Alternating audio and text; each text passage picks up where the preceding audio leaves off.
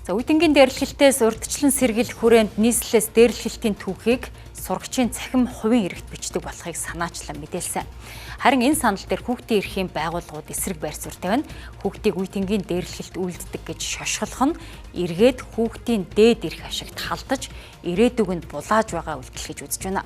За дээрлэлт үйлдсэн хүүхэд өөрөө дээрлэлтийн хохирогч байх магадлал өндөр байдаг тул асуудлын илрэл рүү бус суур шалтгаан руу чиглэх шаардлагатай гэж мэргэжилтнүүд үзэж байна.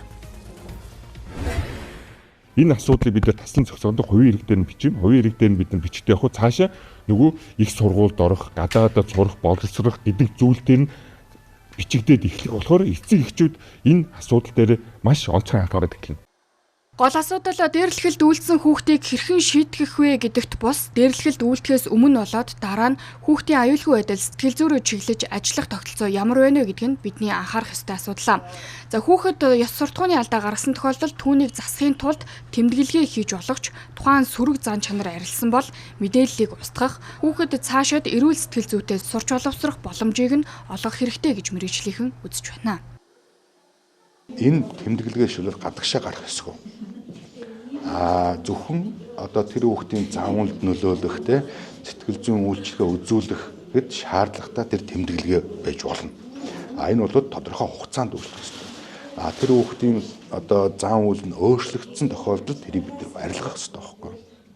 Насан туршид бид тэрийг шашгалаад байж болохгүй гэсэн асуудал. Тийм зорилгоор тэмдэглэгээ хийж байгаа бол байж болно. Хүлээмжшүүлж болно. Тэгэхдээ тэр чинь тодорхой хугацаанд үргэлжлэх ёстой. Монгол бол өөр гэсэн юм ондоошил, соёл, уламжлал, зан заншилтай юм улс орон маш урт эртний түүхтэй тий. Тэгэхээр энийг гадны улс оронтой адилхан магадгүй Аз эмчин, зүүн Өмнөд Аз эмчин ижлэхэн гэж бид нэр ерөөсөө огт харж болохгүй. Тэгэхээр тэнд магадгүй хүн амын соёл байж болно, боловсрол, эдийн засгийн нийгмийн эдийн засгийн ялгаа байж болно тий.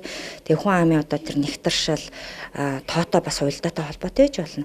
За тэр нөгөө солонгос жишээлбэл үеийнгийн дээрлэлтээ сэргийлэх хууль дүрэн журмаа Монгол улсаас өмнө олон жил хэрэгжүүлсэн байгаа даа тий. Гэтэл Монгол улс зөвхөн 2016 оноос хүүхд хамгааллын хуулийг анхудаа хэрэгжүүлээд тэгээд сүүлийн 10 жил ер нь хүүхдээ яаж бид нар хамгаалах ёстой юм бэ гэдгийг мэргэжлийн түвшинд хийх гэл үзэж байгаа юм уус. Хүүхэд өөрөө хүчирхийллийн охирогч байх, өөрөө дээрлэлтийн охирогч байх, эсвэл тэр аж амьдралын тэр гэр бүлийн асуудал байх магадлалтай гэж үзнэ. Тийм учраас тэр шалтгаануудыг олж илрүүлж эргүүлээд хүүхдийн тэр шалтгаантай зан үйлтэй тэр сэтгэл хөдлөлтөнд ажиллах, мэргэжлийн хүмүүс нь ажиллах шаардлагатай. Тэрнээс биш насан туршсан, хуулийн өмнө хариуцлага хүлээсэн хүмүүс шиг тэр хүүхдүүдтэй тийм шийтгэл арга хэмжээ авах нь бол зохиомжгүй. Дээрлэлт дэлгэрч байгаатай холбоотой дээрлэлтийн түүхийг хувийн хэрэгт тэмдэглэж ихтэй сургуульд элсэх нэг шалгуур олгодог Бүгд найрамдах Солонгос улсын жишээг бид дурддаг. Гэвч улс хоорондын соёлын ялгаатай байдлыг харгалзалгүй хөгжингүй орны шийдвэрийг шууд хуулж бодлогыг нь дахин шүтгэн эргээд сүрэг үр дагавар авчрахыг хүүхдийн эрхийн мэргэжилтнүүд санууллаа.